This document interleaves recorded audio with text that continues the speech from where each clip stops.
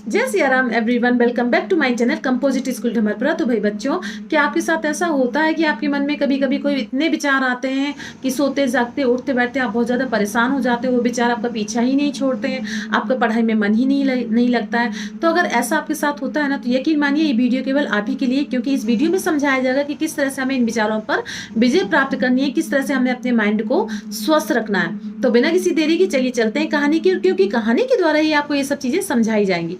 तो अगर कहानी पर जाने के पहले अगर अभी तक आपने इस चैनल को सब्सक्राइब नहीं किया हुआ है तो कृपया करके इस चैनल को सब्सक्राइब करिए। वीडियो पसंद आता है तो वीडियो को लाइक करिएगा, इसको अपने फ्रेंड्स और फैमिली में शेयर भी करिएगा। तो बिना किसी देरी के चलिए चलते हैं कहानी की ओर।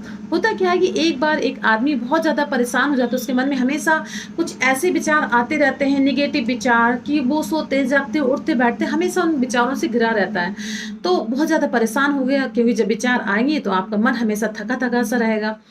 तो उसके फिर मन में विचार आता है कि पास में एक साधु जी हैं, क्यों ना जाके उनको अपनी एक समस्या बताई जाए, वो जरूर कोई ना कोई समाधान जरूर बताएंगे। तो ये सोच के वो साधु के पास जाता है। साधु के पास जाता है, अपनी पूरी समस्या उनको बताता है। तो साधु बोलते हैं कि भाई देखो, तुमको मेडिटेशन करना चाहिए, मेडिटेशन करो, उससे तुम धीरे धीरे क्या होगा, तुम्हारी आदत आ जाएगी। शुरुआत में हो सकता है तुमको थोड़ा कठिन लगे, पर कुछ समय के बाद तुम्हारी आदत हैबिट में आ जाएगा। तुम अपने आप को बहुत, माइंड जो तुम्हारा है ना, बहुत शांत हो जाएगा, और ये अनावश्यक के जो विचार तुमको परेशान करते हैं उससे तुम मुक्त हो जाओगे। तो व्यक्ति कहता नहीं, मेडिटेशन तो मैं नहीं कर सकता, क्योंकि मेडिटेशन करने में मुझे बोरियत होती है, और इस जब मैं मेडिटेशन करने बैठता हूँ तो मुझे लगता है कि और भी ज़्यादा नेगेटिव विचार मेरे आसपास आते हैं और मैं परेशान हो जाता हूँ। तो meditation is not a my cup of T. आप कुछ मुझे कोई दूसरा रास्ता बताइए। आप ऐसा क्यों नहीं करते कि मुझे कोई मंत्र ही बता दीजिए जिसको जपने से मैं बिल्कुल ठीक हो जाऊं। अब साधु जब उसको देखते हैं तो सोचते हैं कि भाई ये जो है ना, ये व्यक्ति ये इसको समझाने का कोई दूसरा तरीका है। तो फिर साधु कहता है चलो ठीक है, तुम मेडिटेशन नहीं कर सकते, कोई बात नहीं, चलो मैं तुमको एक मंत्र बताता हूँ। तो उसको तुम क्या करना, तुम उसको जपना, और उसको तब जपना जब तुम बिल्कुल अकेले हो। हाँ, तो व्यक्ति तो खुश हो जाता है, वो कहता है हाँ ठीक है, आप मुझे मंत्र बता दीजिए। तो फिर वो साधु उसके कान में कुछ फुसफुसा के कोई एक मंत्र बता देता है।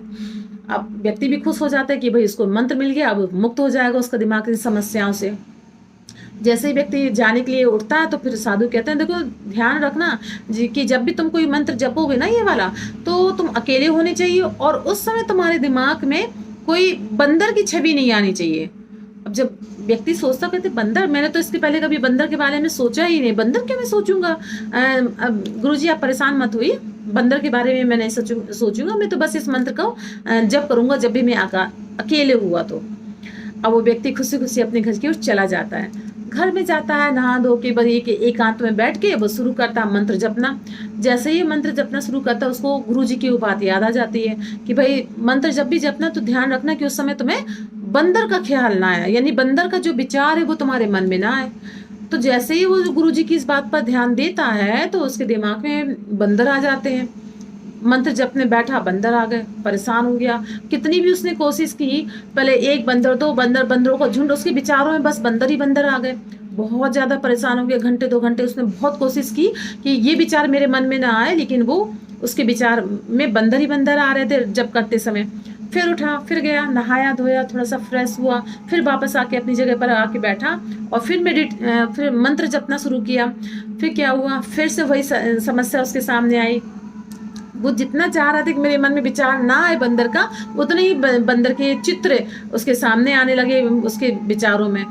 परेशान हो गया। रात में जब वो अपने फैमिली मेंबर के संग बैठ के खाना खा रहा था तो उसके सभी फैमिली मेंबर के चेहरे में ऐसा लग रहा था ऐसे ये बंदर, ये बंदर, ये बंदर। इतना ज़्यादा वो परेशान हो गया था कि रात को सोते समय उसको सपने में बंदर ही बंदर दिखाई दे रहे थे। सुबह हुआ, किसी तरह उसने नहाया धोया, सीधे से गुरु जी के पास गया। गुरु जी आपने ऐसा कौन सा मंत्र दिया है कि भाई जब से आपने मंत्र दिया और मैं जब से इसको जपना मैंने शुरू किया तो मुझे बस पूरे दिमाग में मेरे बंदर ही बंदर दिखाई दे रहे हैं। उसके एक दिन पहले तो मैंने बंदर के बारे में कभी सोचा ही नहीं था। ऐसा ये इस मंत्र का ऐसा क्या प्रभाव है। तो गुरुजी बोले भाई देखो, तुम तो समझ नहीं रहे थे, अब एक काम करो, तुम बंदर के बारे में सोचना तो तुम्हें कुछ नहीं करना है, तुम्हें कुछ नहीं करना है, तुम यहाँ पे शांत होकर बस थोड़ी देर बैठ जाओ, तुम्हें मंत्र का उच्चारण नहीं करना है। व्यक्ति थोड़ी देर शांत होकर एक जगह बिल्कुल शांत होकर बैठ गया, और उस समय फिर उसके दिमाग में उस बंदर की छवि नहीं आई। तो वो उठा कि ऐसे ये अब क्यों ऐसा हुआ। तो गुरुजी ने बताया क्योंकि मैंने जब तुमको मंत्र दिया था तो मंत्र के साथ मैंने ये कह दिया था कि तुम बंदर का ख्याल अपने मन में नहीं लाना। और इस मंत्र का जब भी तुम जप करने बैठे तो तुम्हारे मन में बंदर का ही ख्याल हुआ। ये एक ह्यूमन टेंडेंसी होती है, एक विचार होता है कि जिस चीज़ के लिए हमारे दिमाग में कोई चीज़ आ रही है उसको हम जितना इग्नोर करते हैं, उसको हम जितना दबाने की कोशिश करते हैं, वो उतनी ही तेजी से उछाल मारता है और हमारे दिमाग में वही वही छाया रहता है। अगर आप किसी विचार से बहुत ज़्यादा परेशान है तो यकीन मानिए उसको आप जितना सोचते हैं let it be let it be let it be, उतना ही ज़्यादा वो आपको उतना ही ज़्यादा परेशान करना है। तो फिर इसका क्या उपाय है कि भाई हम कैसे इन विचारों से मुक्ति पा जाए? उसका एक ही तरीका होता है, मेडिटेशन। शुरू शुरू में देखिए, एक किसी चीज़ को अगर हमें अपने दिमाग से हटाना तो इसका एक तरीका, तो आपने कभी स्प्रिंग को देखा? स्प्रिंग को हम जैसे ही इस पर प्रेशर बनाते हैं और जैसे उसको छोड़ते हैं उतनी तेजी से वो बाहर की ओर फैलती है। सेम इसी तरह विचार होते हैं, हम जिस विचार को जितना ज़्यादा सरप्रेस करते हैं, उसको दबाते हैं, उतना ही ज़्यादा वो विचार हमारे दिमाग में फैलता है, उतना ही ज़्यादा वो अपने आवागमन बना लेता है।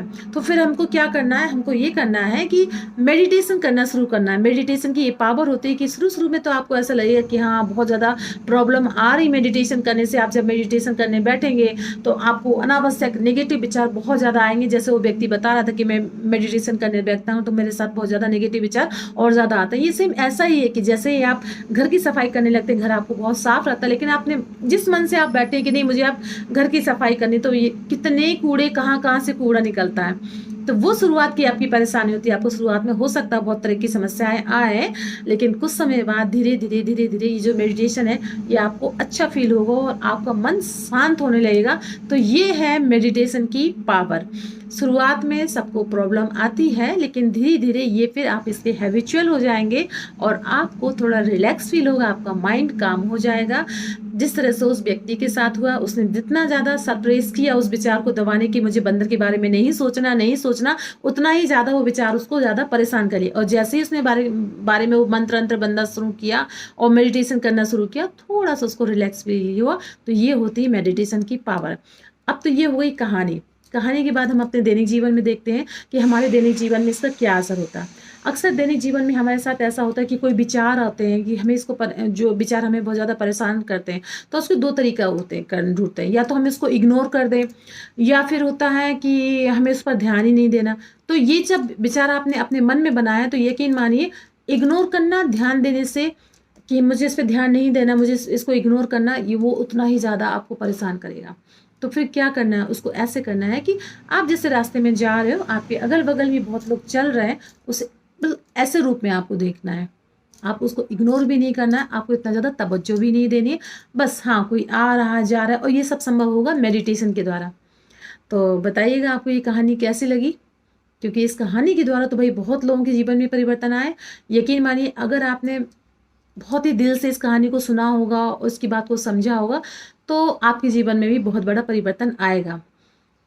तो आपके जीवन में जो कुछ भी परिवर्तन आए तो प्लीज़ कृपया करके इस वीडियो को अपने फ्रेंड्स और फैमिली में शेयर करिएगा। हो सकता है आपके नहीं किसी दूसरे के जीवन में कुछ परिवर्तन आ सके।